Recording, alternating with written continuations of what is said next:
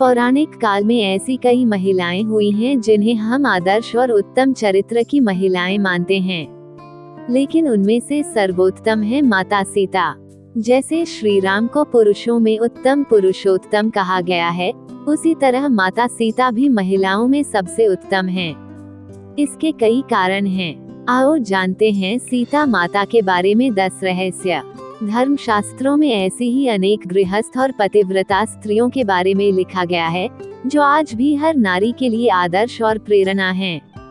अनेक लोग माता सीता के जीवन को संघर्ष से भरा भी मानते हैं, लेकिन असल में उनके ऐसे ही जीवन में हर कामकाजी या गृहस्थ स्त्री के लिए बेहतर और संतुलित जीवन के अनमोल सूत्र छुपे हैं। 1. कौन है सीता के माता पिता? देवी सीता मिथिला के राजा जनक की ज्येष्ठ पुत्री थी, इसलिए उन्हें जानकी भी कहा जाता है। वाल्मीकि रामायण के अनुसार एक बार मिथिला में पड़े भयंकर सूखे से राजा जनक बेहद परेशान हो गए थे।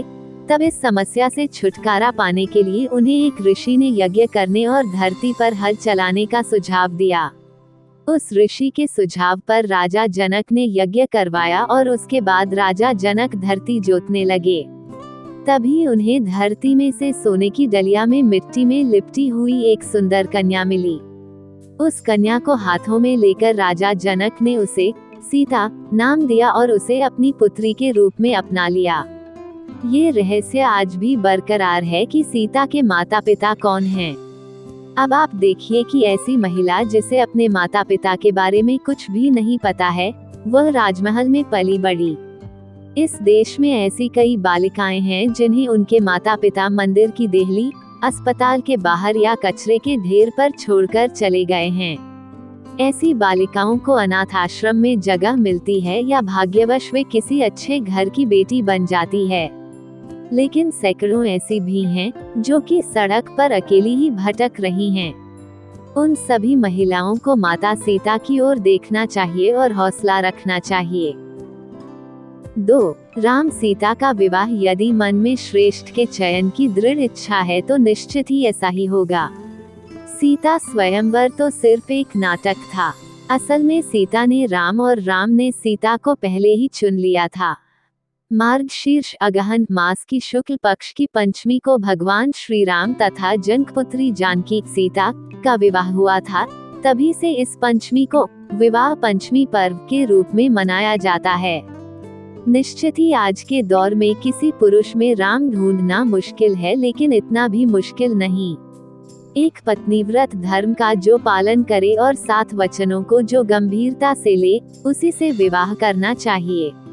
महिलाओं को विवाह तो ऐसे ही व्यक्ति से करना चाहिए जो कि थोड़े बहुत संस्कारों का पालन करता हो और निर्व्यसनी हो। यदि महिला आदर्श पुरुष की बजाय मॉडर्न पुरुष का चयन कर रही है तो ये रिस्क तो है ही, साथ ही वह समाज में नए प्रचलन को जन्म दे देगी। हो सकता है कि तब जिंदगी एक समझौता बन जाए। 3. असाधारण पतिव्रता। ये बहुत ही आश्चर्य है कि वनवास श्री राम को मिला, लेकिन माता सीता भी उनके साथ महलों के सारे सुख, धन और वैभव को छोड़कर चल दी, सिर्फ इसलिए कि उन्हें अपने पतिव्रत धर्म को निभाना था। इसलिए भी कि उन्होंने 7 वचन साथ में पढ़े थे। उस काल में वन बहुत ही भयानक हुआ करता था। वहाँ रहना भी बहुत कठिन था, लेकिन माता सीता ने राम के साथ ही रहना स्वीकार किया। निश्चित ही पति को अपनी पत्नी के हर कदम पर साथ देना जरूरी है, उसी तरह पत्नी का भी उसके पति के हर सुख और दुख में साथ देना जरूरी है। कोई महिला यदि अपने पति के दुख में दुखी और सुखी में सुखी नहीं होती है, तो उसे सोचना चाहिए कि वह क्या है। आदर्श और उत्तम दाम्पत्य जीवन शिव पार्वती और राम सीता की तरह ही हो सकता है। 4. सिर्फ गृहिणी नहीं कामकाजी भी। माता सीता सिर्फ गृहिणी ही नहीं थी, अर्थात घर में रहकर रोटी बनाना या घर के ही कामकाज देखना। वे प्रभु श्री राम के हर कार्य में हाथ बटाती थी। इस तरह वे एक कामकाजी महिला भी थी। श्री राम जहाँ रुकते थे, वहाँ वे 3 लोगों के रहने के लिए एक कुटिया बनाते, खुद के कपड़े बनाते, जलाने की लकड़ियाँ इकट्ठी करते और खाने के लिए कंदमूल तोड़ते थे। उक्त सभी कार्यों में लक्ष्मण सहित माता सीता उनका साथ देती थी।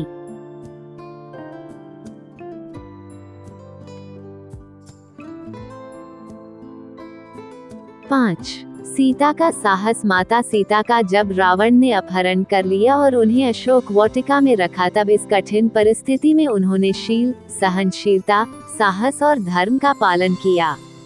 इस दौरान रावण ने उन्हें साम, दाम, दंड और भेद तरह की नीति से अपनी ओर झुकाने का प्रयास किया, लेकिन माता सीता नहीं झुकी, क्योंकि उनको रावण की ताकत और वैभव के आगे अपने पति श्री राम और उनकी शक्ति के प्रति पूरा विश्वास था। लंकाधिपति रावण ने अपहरण करके 2 वर्ष तक माता सीता को अपनी कैद में रखा था। इस कैद में माता सीता एक वाटिका की गुफा में राक्षसनियों के पहरे में रहती थी। 6. सीता का विश्वास। हनुमान जब लंका में अशोक वाटिका पहुँचे तो वे भगवान श्री राम की जो अंगूठी लाए थे वह सीता को दी। सीता माता बहुत खुश हुई। उन्होंने अपने कष्ट को व्यक्त किया और आशंका और निराशा भी जताई कि इतना विलंब कैसे हो गया राम को आने में। नाथ, कहीं भूल तो नहीं गए मुझे। सीता के मन की ऐसी स्थिति जानकर हनुमान ने कहा कि राम को आने में थोड़ा विलंब हो रहा है माता, यदि आपको लग रहा है कि वे समुद्र पार कर पाएंगे या नहीं तो मैं आज ही आपको लेकर राम जी के पास चलता हूँ। हनुमान जी ने उन्हें अपनी शक्ति का भरोसा और परिचय दिया। सीता हनुमान जी की शक्ति को देखकर आश्वस्त हो गईं और समझ गईं कि यह वानर तत्क्षण ही मुझे राम के पास ले जा सकता है। इसके बाद भी सीता जी ने कहा कि राम के प्रति मेरा जो समर्पण है, जो संपूर्ण त्याग है, मेरा पतिव्रता का धर्म है, उसको ध्यान में रखकर मैं राम के अतिरिक्त किसी अन्य का स्पर्श नहीं कर सकती। अब राम यहाँ आए, रावण का वध करें, जो उसके लोग हैं उनको मारें और हमें लेकर जाएं। राम जी ही मुझे मान मर्यादा के साथ लेकर जाएं, यही उचित होगा। 7. मायावी सीता। माना जाता है कि रण क्षेत्र में वानर सेना तथा राम लक्ष्मण में भय और निराशा फैलाने के लिए रावण के पुत्र मेघनाद ने अपनी शक्ति से एक मायावी सीता की रचना की, जो सीता की भांति ही नजर आ रही थी। मेघनाद ने उस मायावी सीता को अपने रथ के सामने बैठाकर रण क्षेत्र में घुमाना प्रारंभ किया। वानरों ने उसे सीता समझकर प्रहार नहीं किया। बाद में मेघनाद ने मायावी सीता के बालों को पकड़कर खींचा तथा सभी के सामने उसने उसके 2 टुकड़े कर दिए।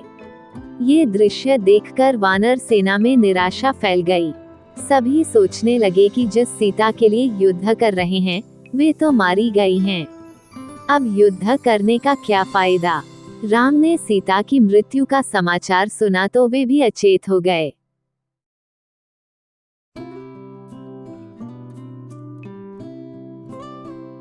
चारों ओर फैला खून देखकर सब लोग शोकाकुल हो उठे। ये देखकर मेघनाद निकुंभिला देवी के स्थान पर जाकर हवन करने लगा। जब राम की चेतना लौटी तो लक्ष्मण और हनुमान ने उन्हें अनेक प्रकार से समझाया तथा विभीषण ने कहा कि रावण कभी भी सीता को मारने की आज्ञा नहीं दे सकता, अतः ये निश्चय ही मेघनाद की माया का प्रदर्शन है। आप निश्चिंत रहिए। बाद में कुछ दिन युद्ध और चला और अंततः रावण मारा गया। 8. सीता की अग्नि परीक्षा। सीता ने अग्नि परीक्षा दी थी या नहीं दी थी, ये सवाल अभी भी बना हुआ है। ये भी कहा जाता है कि उन्होंने अग्नि परीक्षा दी थी, लेकिन राम ने सीता का त्याग नहीं किया था। जिस सीता के बिना राम एक पल भी रह नहीं सकते और जिसके लिए उन्होंने सबसे बड़ा युद्ध लड़ा, उसे वे किसी व्यक्ति और समाज के कहने पर क्या छोड़ सकते हैं। राम जब सीता को रावण के पास से छुड़वाकर अयोध्या ले आए तो उनके राज्याभिषेक के कुछ समय बाद मंत्रियों और दुर्मुख नामक एक गुप्तचर के मुंह से राम ने जाना कि प्रजाजन सीता की पवित्रता के विषय में संदिग्ध है, अतः सीता और राम को लेकर अनेक मनमानी बातें बनाई जा रही हैं। उस वक्त सीता गर्भवती थी। राम और अन्य से सीता से कहा कि समाज में बातें बनाई जा रही हैं। सभी कहते हैं कि अग्नि परीक्षा देगा पड़ेगी।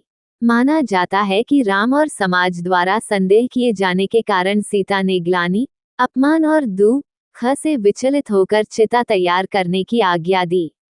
सीता ने ये कहा, यद्यपि मन, वचन और कर्म से मैंने सदैव राम को ही स्मरण किया है तथा रावण जिस शरीर को उठाकर ले गया था वह अवश्य था, तब अग्निदेव मेरी रक्षा करें। और फिर सीता माता ने जलती हुई चिता में प्रवेश किया। अग्निदेव ने प्रत्यक्ष रूप धारण करके सीता को गोद में उठाकर राम के सम्मुख प्रस्तुत करते हुए कहा कि वे हर प्रकार से पवित्र हैं। इस अग्नि परीक्षा के बाद भी जन समुदाय में तरह तरह की बातें बनाई जाने लगी। तब राम के समक्ष फिर से धर्म संकट उत्पन्न हो गया।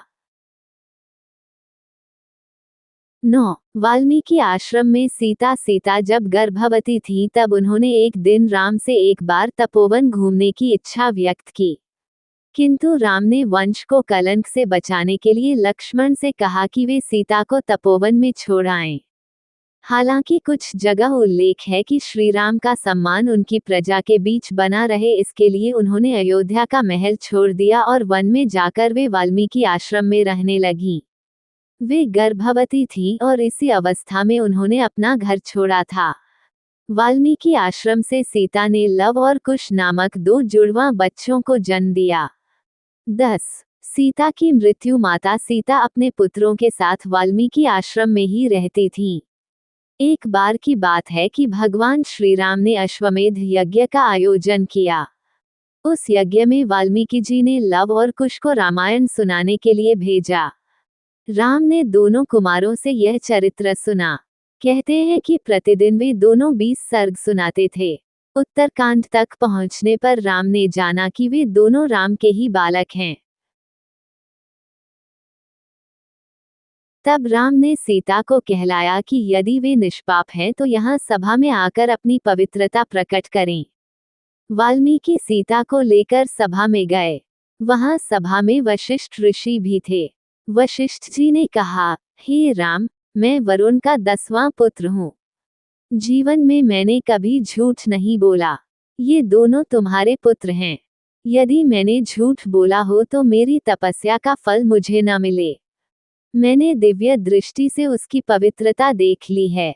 सीता हाथ जोड़कर नीचे मुख करके बोली, हे धरती माँ, यदि मैं पवित्र हूँ तो धरती फट जाए और मैं उसमें समा जाऊं।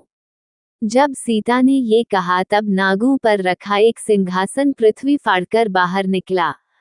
सिंहासन पर पृथ्वी देवी बैठी थीं। उन्होंने सीता को गोद में बैठा लिया।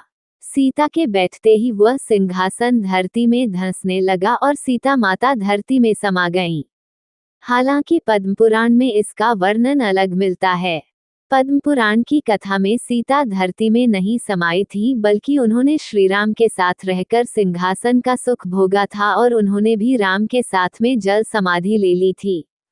इन बातों का निचोड़ यही है कि आज की स्त्री भी सीता के पावन चरित्र की तरह ही सेवा, संयम, त्याग, शालीनता, अच्छे व्यवहार, हिम्मत, शांति, निर्भयता, क्षमा और शांति को जीवन में